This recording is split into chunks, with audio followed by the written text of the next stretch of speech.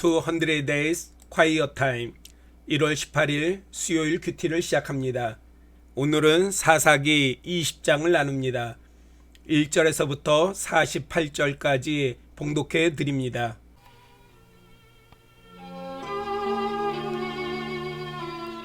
성경 봉독하겠습니다.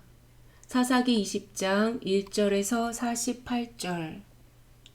이에 모든 이스라엘 자손이 단에서부터 브에세바까지와 길르앗 땅에서 나와서 그 회중이 일제히 미스바에서 여호와 앞에 모였으니 온 백성의 어른 곧 이스라엘 모든 지파의 어른들은 하나님 백성의 총회에 섰고 칼을 빼는 보병은 40만 명이었으며 이스라엘 자손이 미스바에 올라간 것을 베냐민 자손이 들었더라.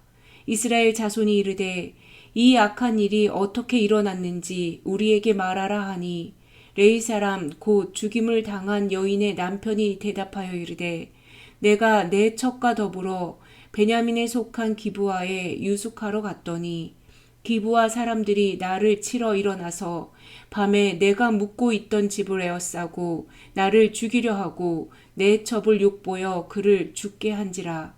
내가 내 첩의 시체를 거두어 쪼개서 이스라엘 기업의 온 땅에 보냈나니 이는 그들이 이스라엘 중에서 음행과 망령된 일을 행하였기 때문이라. 이스라엘 자손들아 너희가 다 여기 있은즉 너희의 의견과 방책을 낼지니라 하니라.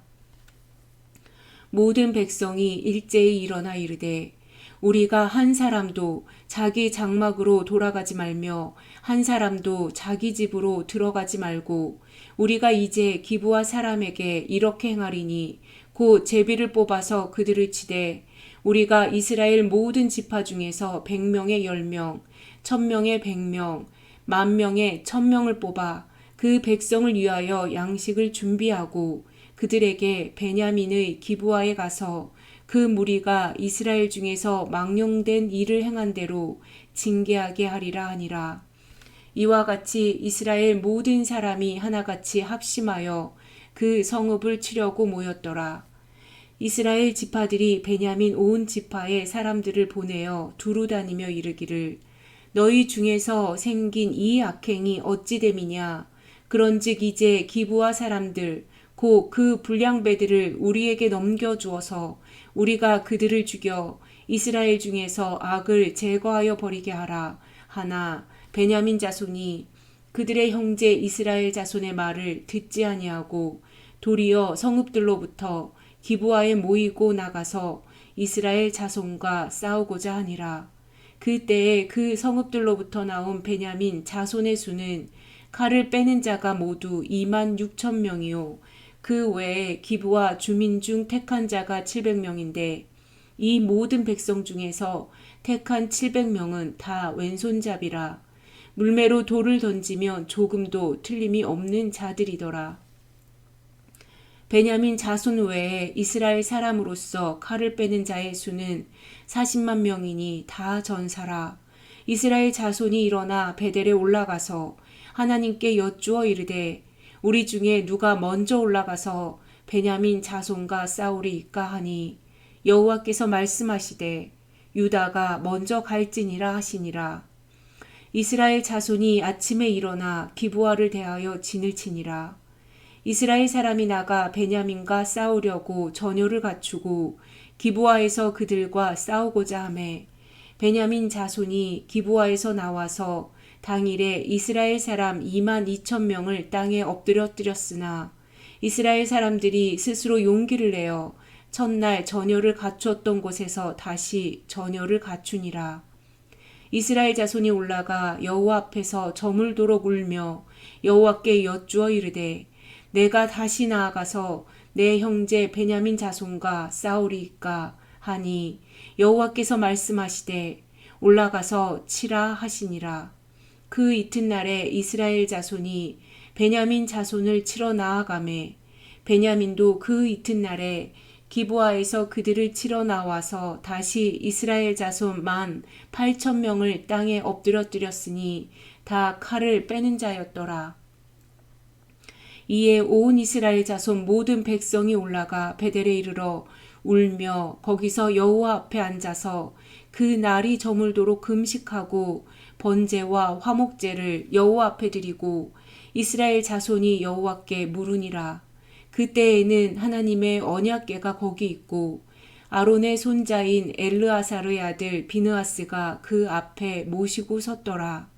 이스라엘 자손들이 여쭈기를 우리가 다시 나아가 내 형제 베냐민 자손과 싸우리이까 말리이까 하니 여호와께서 이르시되 올라가라 내일은 내가 그를 내 손에 넘겨주리라 하시는지라.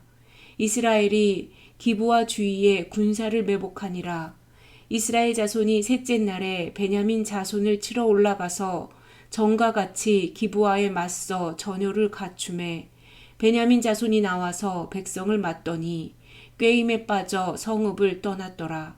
그들이 큰 길 곧 한쪽은 베델로 올라가는 길이요 한쪽은 기브와의 들로 가는 길에서 백성을 쳐서 전과 같이 이스라엘 사람 30명 가량을 죽이기 시작하며 베냐민 자손이 스스로 이르기를 이들이 처음과 같이 우리 앞에서 패한다 하나 이스라엘 자손은 이르기를 우리가 도망하여 그들을 성읍에서 큰 길로 꿰어내자 하고 이스라엘 사람이 모두 그들의 처소에서 일어나서 바알 다말에서 전열을 갖추었고 이스라엘의 복병은 그 장소 고 기브와 초장에서 쏟아져 나왔더라.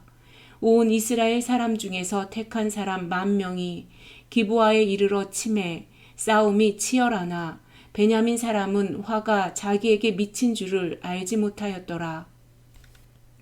여호와께서 이스라엘 앞에서 베냐민을 치심해 당일에 이스라엘 자손이 베냐민 사람 25,100명을 죽였으니 다 칼을 빼는 자였더라. 이에 베냐민 자손이 자기가 패한 것을 깨달았으니 이는 이스라엘 사람이 기브와에 매복한 군사를 믿고 잠깐 베냐민 사람 앞을 피하매 복병이 급히 나와 기브와로 돌격하고 나아가며 칼날로 온 성읍을 쳤음이더라. 처음에 이스라엘 사람과 복병 사이에 약속하기를 성읍에서 큰 연기가 치솟는 것으로 군호를 삼자 하고 이스라엘 사람은 싸우다가 물러가고 베냐민 사람은 이스라엘 사람 30명 가량을 쳐 죽이기를 시작하며 이르기를 이들이 틀림없이 처음 싸움같이 우리에게 패한다 하다가 연기 구름이 기둥같이 성읍 가운데에서 치솟을 때에 베냐민 사람이 뒤를 돌아보매 온 성읍에 연기가 하늘에 닿았고 이스라엘 사람은 돌아서는지라. 베냐민 사람들이 화가 자기들에게 미친 것을 보고 심히 놀라 이스라엘 사람 앞에서 몸을 돌려 광야길로 향하였으나 군사가 급히 추격하며 각 성읍에서 나온 자를 그 가운데에서 진멸하니라. 그들이 베냐민 사람을 에워싸고 기브와 앞 동쪽까지 추격하며 그 쉬는 곳에서 짓밟음에 베냐민 중에서 엎드러진 자가 18,000명이니 다 용사더라. 그들이 몸을 돌려 광야로 도망하였으나 림몬 바위에 이르는 큰 길에서 이스라엘이 또 5,000명을 이삭 줍듯하고 또 급히 그 뒤를 따라 기돔에 이르러 또 2,000명을 죽였으니 이날에 베냐민 사람으로서 칼을 빼는 자가 엎드러진 것이 모두 25,000명이니 다 용사였더라.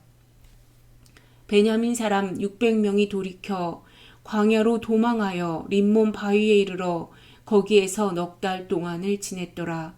이스라엘 사람이 베냐민 자손에게로 돌아와서 온 성읍과 가축과 만나는 자를 다 칼날로 치고 닥치는 성읍은 모두 다 불살랐더라.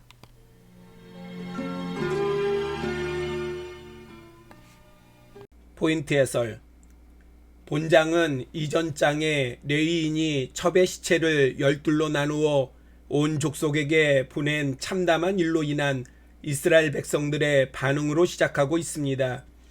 1절에 단부터 부엘세바까지란 관용적인 표현으로 마치 백두산에서부터 한라산까지가 우리나라 전부를 가리키듯 이스라엘 전 영토를 의미합니다. 이스라엘 자손들은 레위 사람들을 통해 사건의 진술을 듣고 분노하여 기브와에 그 불량한 사람들을 넘겨받아 죽이고자 베냐민 지파에 사람을 보냈습니다.